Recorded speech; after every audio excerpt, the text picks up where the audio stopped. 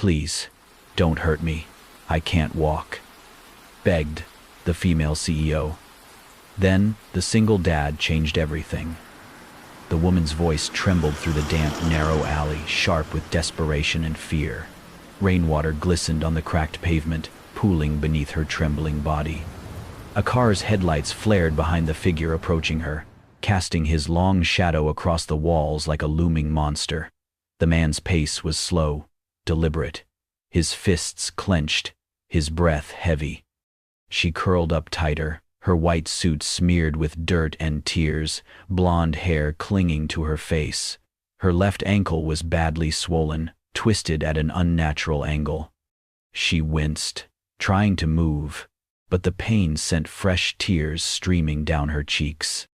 At that moment, around the corner at the end of the alley, a man appeared, tall, rugged, carrying a little girl wrapped in a faded yellow raincoat. His clothes were worn, his boots wet, his expression tired, but when he heard the voice, so raw, so broken, he stopped. The little girl stirred in his arms. "Daddy, is she gonna die?" she whispered. The man set her gently on the ground. "Stay here," he said softly but firmly. She nodded, clutching a small stuffed rabbit to her chest. Without hesitation, he stepped forward into the alley. His voice rang out, low and commanding. "Step away from her, now." The man looming over the woman turned, startled. For a moment, tension rippled in the rain-soaked air. But the stranger's eyes, sharp, steady, unflinching, were locked on him. There was something in that gaze that stopped the aggressor cold. Not fear, not rage, just quiet certainty. The would-be attacker took a step back, then another, and without another word, he turned and disappeared into the shadows. The blonde woman blinked in disbelief, her breath catching as the man approached. Her limbs trembled, not just from pain, but from shock. The little girl peeked from the alley's entrance, her eyes wide. Lightning flashed. Thunder rolled. The man knelt beside the woman, his voice soft now. "You're safe. I've got you." She stared at him, lips parted, unable to speak. She did not yet know his name. But in that moment, something changed. And though she could not stand, though she was broken and bruised, she had just been seen, and her life was about to change forever. Tyler Ford lived on the third floor of a crumbling apartment building where the walls whispered with the echoes of lives long exhausted. At 31, his life had already been split in two, before and after he lost his wife. 2 years ago, cancer took her quickly, cruelly. Since then, everything had revolved around Lily. He worked as a washing machine repairman, taking jobs that paid just enough to keep the lights on and food in the fridge. Most days, he smelled like rusted pipes and detergent, but he never minded. As long as Lily had crayons, warm meals, and a safe place to sleep, he could live with the aching joints and late rent notices. Once, Tyler had worn a different uniform. He was a rescue worker, a firefighter-paramedic with nerves of steel and a heart trained to run toward danger. There was a long scar on his left arm, a souvenir from a burning house where he'd pulled a small girl out of the flames. He never talked about it. Some memories weren't meant to be honored. They were meant to be carried quietly. Now, he carried his daughter, Lily, 6 years old, with wild curls and a giggle that could shake the sadness out of a room. She never went anywhere without her battered box of crayons. "Colors make things better," she liked to say. She filled their home with drawings, flowers, rainbows, stick figures holding hands. Her world was tiny, but bright. That rainy night, Tyler had promised her a treat. A hot dog from the corner stand if she behaved through the grocery run. They had just turned down a back alley to cut across the block when they heard it. A scream. A woman's voice, trembling, pleading. That night, Isabel Monroe had not intended to run. But when her fiancé, David Langston, the CFO of her company, locked the hotel suite door behind him and began raising his voice, something inside her snapped. For months, he had been pressuring her to sign over control of critical assets in their joint holdings. The marriage was part of a business strategy, her father's strategy, to secure dominance in the tech world. But Isabel was not built for cages. She said no, and when his hand gripped her wrist, she grabbed the laptop with the incriminating files and fled barefoot into the rain. She had never run like that before, not through alleys, not with her heart pounding like a hunted animal's. She slipped. Her ankle gave way. She fell hard onto the cold, wet concrete. Still, she held the laptop against her chest, as if it were her only lifeline. Because it was. Now, her breath came in gasps. The pain in her leg blurred her vision. Her white designer suit was ruined, torn at the shoulder, soaked to the bone. Her phone had been lost somewhere on the street. The man she once trusted was getting closer. She could hear his footsteps. And that was when she saw him. Tyler carried her in silence. The rain had slowed to a drizzle by the time they reached his building. Isabel's body trembled from cold and shock. She clung tightly to the laptop against her chest, her grip unrelenting even as pain radiated from her ankle. Tyler said nothing, only adjusted her in his arms to shield her better from the wind. "It's okay," he said, gently lowering her onto the couch. "You're safe here." Lily entered a moment later, tiptoeing through the doorway in her rain boots. She held her bunny in one arm and looked at Isabel curiously. Her gaze wasn't fearful, just serious, the kind of serious only a child can be. Then she tilted her head and asked, "Daddy, why is she crying like me when I miss Mommy?" Tyler froze.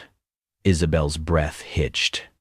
She turned her face away, as if the words had pierced something she didn't know existed. Her fingers tightened on the edge of the couch.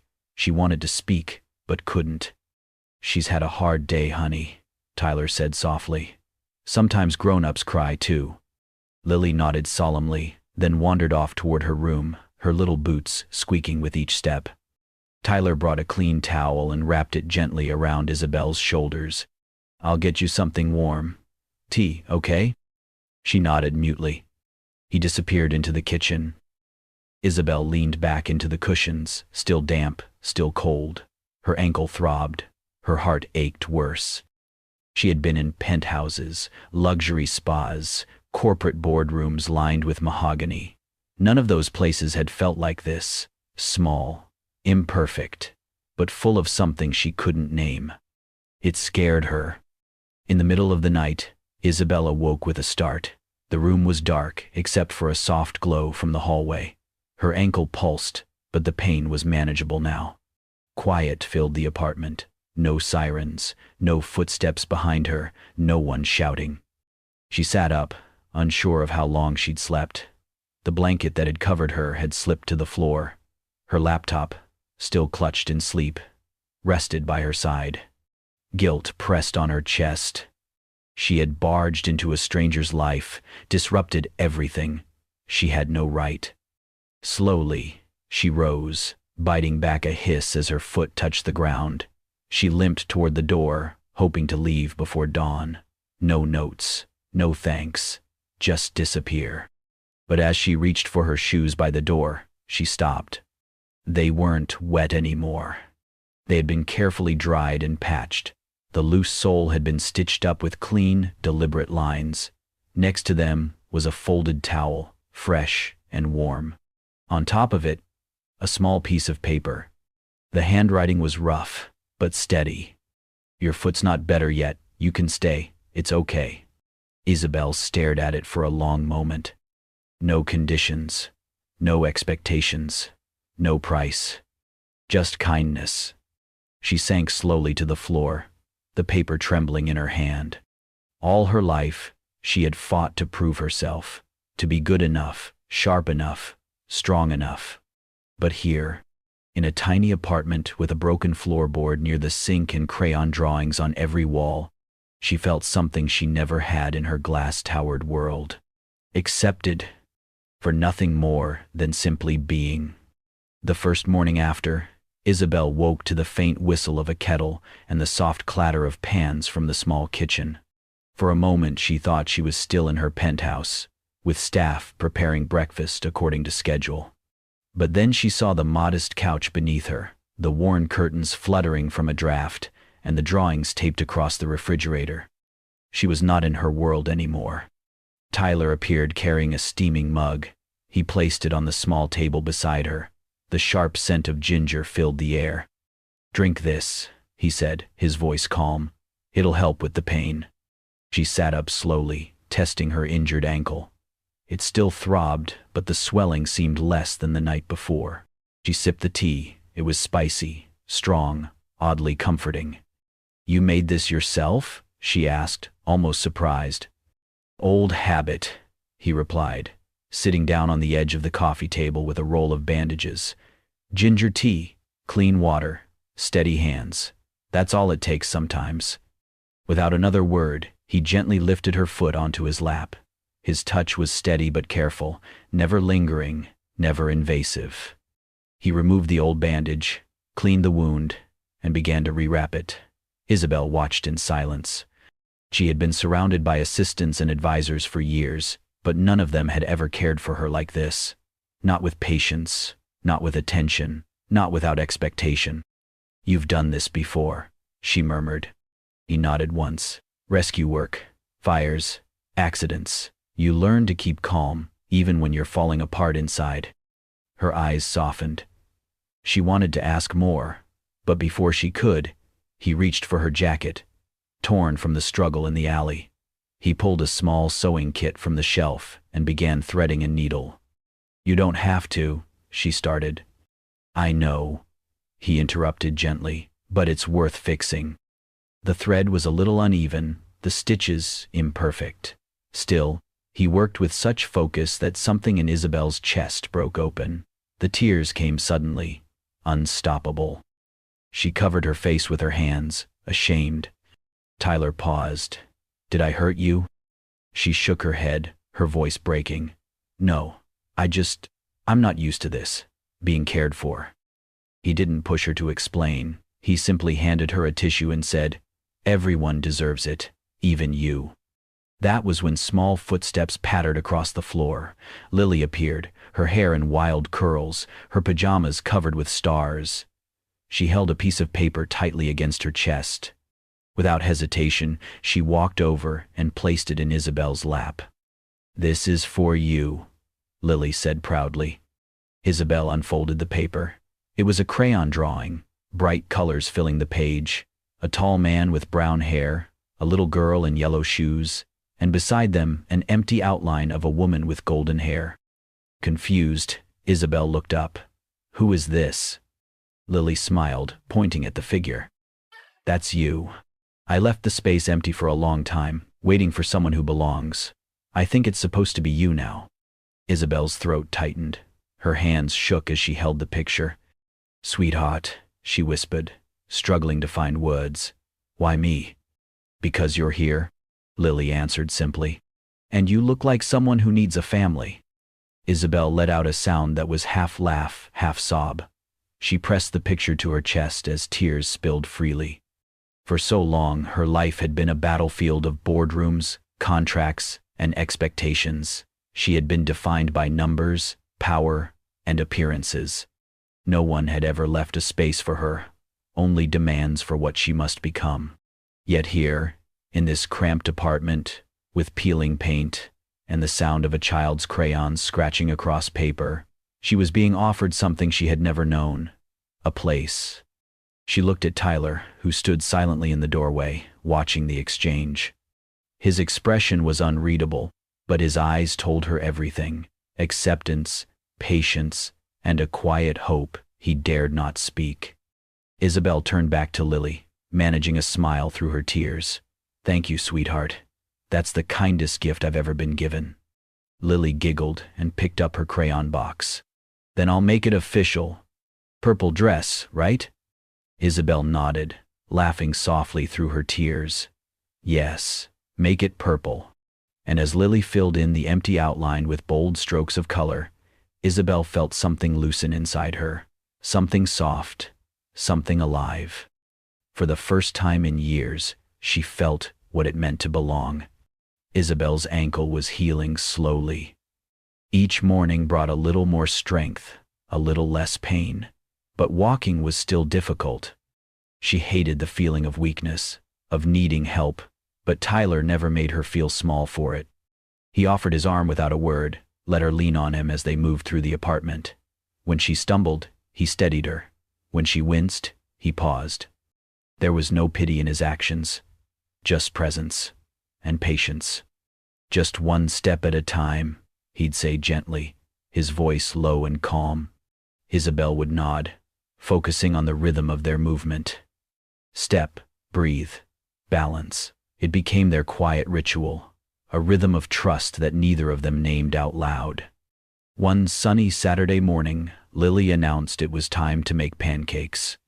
"Daddy makes them okay," she said with an exaggerated shrug, "but I bet Isabel makes them fancy." "I wouldn't count on it," Isabel warned with a smirk. "I've never actually cooked anything myself." Lily's eyes widened. "Never?" "Nope, not even toast." Tyler raised an eyebrow. "That's about to change." They gathered in the small kitchen, elbows bumping as they mixed batter in a cracked ceramic bowl. Lily stood on a chair to reach the counter, her curls bouncing with excitement as she gave orders like a seasoned chef.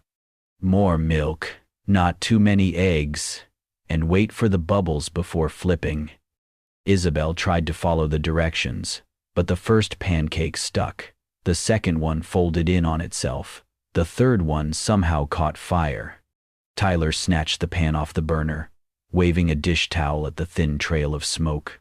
"I think that one's yours," he joked, nudging the blackened blob toward Isabel's plate. They all laughed. Real laughter that came from the belly, loud and unguarded. It filled the kitchen like sunlight. When they finally sat down to eat, the pancakes were uneven, a little burnt, some even raw in the middle. But Lily grinned as she took a big bite. "These are dorky pancakes," she declared, "but dorky is good." They ate slowly, letting the golden light pour over the table. Outside the window, the city bustled on, but inside, time seemed to soften. Lily chattered about school, how she'd almost won the spelling bee, how her teacher wore socks with cats on them, how she'd told the class that Isabel was her maybe new mom. Isabel froze for half a second, eyes meeting Tyler's across the table. He didn't react, just reached over and poured more syrup onto Lily's plate like it was the most natural thing in the world. That evening, after Lily had fallen asleep surrounded by coloring books and plush animals, Isabel and Tyler sat on the couch, watching the soft flicker of headlights from the street below. The television was off. The quiet between them was full, not empty. Isabel pulled the blanket closer, her body still tired from practicing steps earlier. Without thinking, she leaned sideways and rested her head on Tyler's shoulder. He didn't move. She could feel the steady beat of his heart beneath her cheek, the warmth of his presence grounding her. "You don't know," she whispered, "but you've saved me from so many things." Her voice was barely more than breath, but he heard her. He didn't turn, didn't ask what she meant. He simply said, "I didn't save anyone. I just saw someone who needed help." She closed her eyes. That answer, quiet, honest, unheroic, cut through all the noise she'd lived with for years. No one had ever looked at her and seen a person before. They'd seen opportunity, strategy, success. But Tyler, he saw someone who was hurting, and instead of walking away, he stayed. And that, she realized, was what love might actually be. Not grand gestures, but the willingness to stand still with someone until they could walk again. It began with a phone ringing in the hallway, then the buzzing at the front door, then the knock, loud, firm, too familiar. Isabel froze, her hands still soapy from washing dishes. Tyler glanced out the window, then quickly closed the curtain. "Don't move," he said calmly. She didn't need to ask. The moment she saw the sleek black car parked on the street, she knew. They had found her. Within hours, more arrived. A cameraman, a woman in a tight blazer with a microphone, A man from legal wearing a tie that screamed damage control. The sidewalk outside the apartment became a low-key spectacle. Tyler stood by the door, arms folded across his chest, body blocking the peephole. From the bedroom, Lily's voice called out softly, "Why are people outside?" "It's okay, honey," Isabel said, trying to keep her voice steady. "They're just lost." Later that evening, as the reporters grew tired and the knocks faded into silence, Isabel received a message from the board. An offer. A generous one. Millions of dollars in new compensation, full reinstatement, rebranding, reputation management. All she had to do was come back, sign the papers, smile for the cameras, and pretend none of it had happened. She stared at the message for a long time. Then she closed the laptop and walked into the kitchen where Tyler stood drying a dish with an old checkered towel. "I'm not going back," she said. He didn't look up right away. "You sure?" "Yes," she said. "I've been offered more money than I could ever spend, but not once in all those years, did I wake up feeling like I do here." He turned to her, eyes serious. "How do you feel here?" She hesitated, then answered, "Real. Seen. Safe."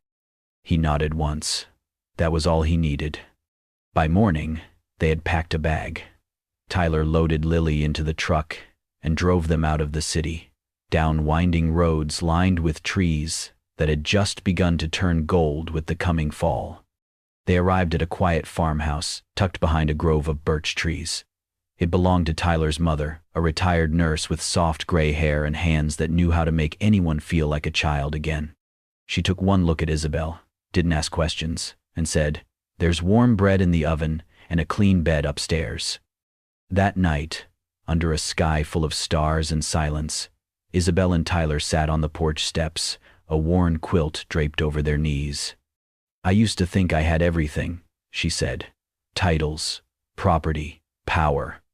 He said nothing, just waited. "And yet," she continued, "it was all hollow. I didn't realize how much I had given up just to be seen as successful." Tyler took a slow sip of tea, then spoke. "They only saw your name, not you." She nodded. "Exactly." He looked out across the field, voice quiet. "I know what that's like. To be seen as something you're not." She turned to him. "Tell me." He took a long breath. "There was a fire. Years ago. Small house. I was the first on the scene. Pulled a little girl out." She could hear the tightness in his voice now. "She didn't make it. I did everything I could, but it wasn't enough." She reached for his hand. "You still carry it, don't you?" He nodded. "Every day." There was no need to say more. The silence between them was not heavy. It was shared. Honored. She didn't fill it with apologies. He didn't fill it with bravado. They simply sat there, their fingers intertwined under the night sky, two people who had each lost something and now, quietly, had begun to find something else. They didn't speak of love or promises. But when Tyler glanced at her, and she met his eyes without flinching, they both understood. They were waiting for each other, and neither of them was waiting alone anymore. The boardroom was colder than she remembered. Not in temperature, but in energy. Polished glass walls, marble floors, and metal fixtures reflected every sterile inch of the space where Isabel Monroe had once commanded attention with just a glance. Now, she limped. Her steps echoed in uneven rhythm, one heel slightly dragging from the healing ankle. She wore no designer gown, no diamond accessories. Just a clean navy suit and determination burning in her eyes like fire refusing to be extinguished. Every head turned. The whispers started immediately. She came back. She actually showed up. What is she thinking? But no one stopped her. David Langston stood at the front of the room, smug, relaxed in the seat that once belonged to her. He smirked, leaning into the microphone. "Miss Monroe," he said, oozing false politeness. "How unexpected. I assumed you'd finally accepted your place off the board." Isabel didn't flinch. She walked straight to the center of the room, steadying herself with one hand on the table as she faced the crowd of shareholders, executives, and former allies. Her voice was clear, unshaken. "I came back to finish this the right way." David opened his mouth to respond, but she raised her hand. Calm, quiet, authority. The kind she used to wield like a blade. "I may not walk the same way I used to," she said, glancing briefly at her ankle, "but I stand taller now, because I stand for myself." The room hushed. With one tap on her laptop, the large screens behind her lit up. Spreadsheets, emails, confidential memos. All of it streamed into the room, proof of the fraudulent dealings, manipulated contracts, and the internal corruption orchestrated by David and several other board members. Gasps broke the silence. A few people shifted uncomfortably in their seats. Isabel turned slowly, making eye contact with every person in the room. "You thought I disappeared because I was weak," she said. "But I left because I needed space to remember who I was before you all convinced me I had to be someone else." David stood abruptly, trying to regain control. "This is reckless. Do you have any idea what this could cost you?" She looked at him, really looked, and saw for the first time how small he truly was. "I do," she said, "and I'm ready to pay it." She pulled out a document from her folder and placed it on the table with deliberate precision. "This is my formal resignation, effective immediately. I'm relinquishing my position, my shares, and every last piece of control you ever thought you had over me." The silence that followed was thunderous. "You can keep your board seats, your stock options, your empire built on fear and silence," she added. "But I will no longer be part of it." One of the shareholders, an older woman who had mentored Isabel in her early years, leaned forward. Her voice cracked as she whispered, "Why?" Isabel's voice softened, but gained even more strength. "Because I am not a product. I am not a brand. I am not a bargaining chip in someone else's game. I am a person." The older woman nodded slowly, blinking back emotion. David, still standing, tried once more. "You'll regret this. You're throwing away everything." Isabel gave him one last look. "No," she said. "I'm walking away from something that never truly belonged to me in the first place." She gathered her laptop and folder with quiet grace. As she walked out, step by limping step, no one dared stop her. Not this time. And when the elevator doors closed behind her, she didn't cry. She didn't tremble. She exhaled. Outside, the sun had begun to set. The sky glowed with amber and rose, the city below humming with life.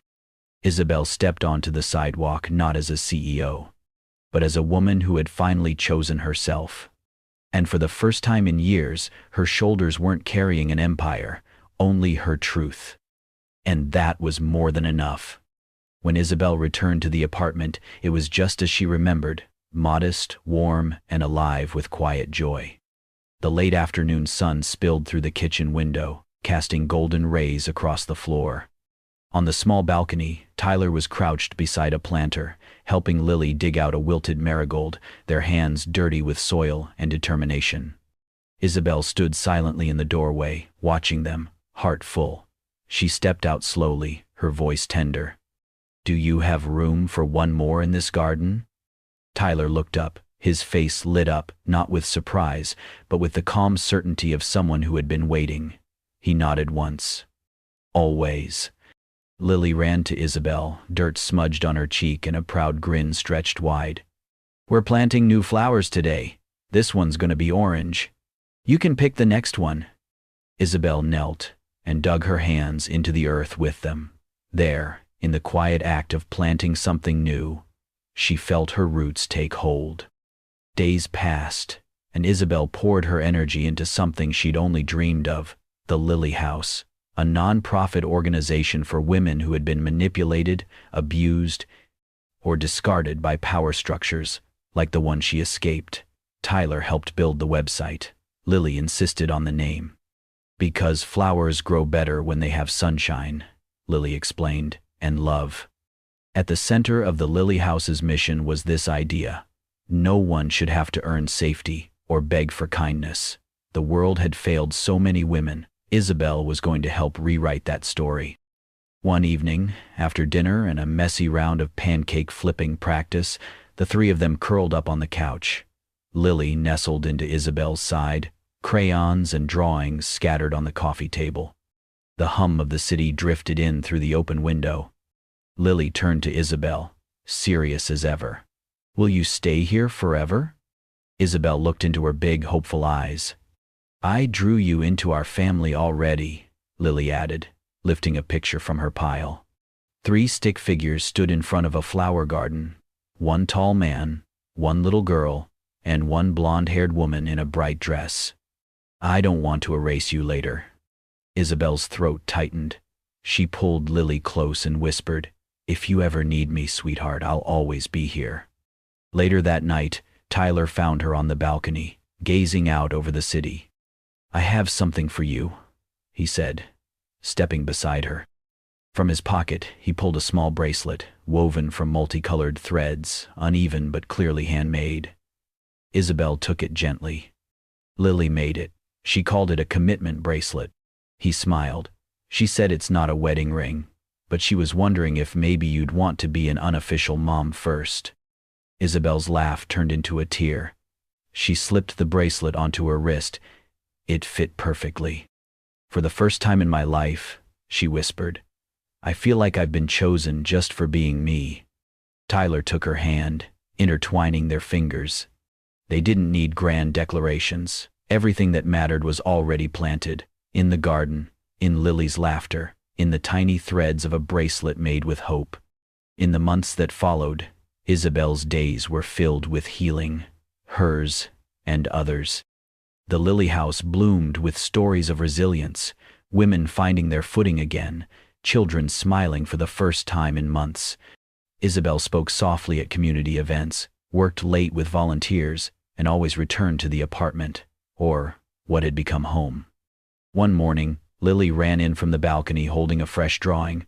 "Look," she beamed. "It's us planting flowers. It's our forever garden." Isabel knelt beside her and kissed her cheek. "Yes, sweetheart, it's exactly that." In the gentle hum of everyday life, in shared breakfasts, dirty hands in the garden, and quiet nights of reading bedtime stories, Isabel found a peace no corporate title had ever given her. She wasn't just safe. She was seen. She was loved. And this time, it wasn't because she had power. It was because she had chosen to stay and had been chosen in return. Sometimes, family isn't something you're born into. It's something you build, one act of kindness at a time. Isabel didn't just walk away from power. She walked toward something real. A little girl who believed in her, a man who never asked her to be perfect, and a life where love didn't come with conditions, only choices. If this story touched your heart, please don't forget to like, comment, and share it with someone who might need a little light today. And if you believe in the power of love, healing, and second chances, subscribe to Kindness and Love Tales, because every week, we bring you stories that remind us kindness is the richest love story of all.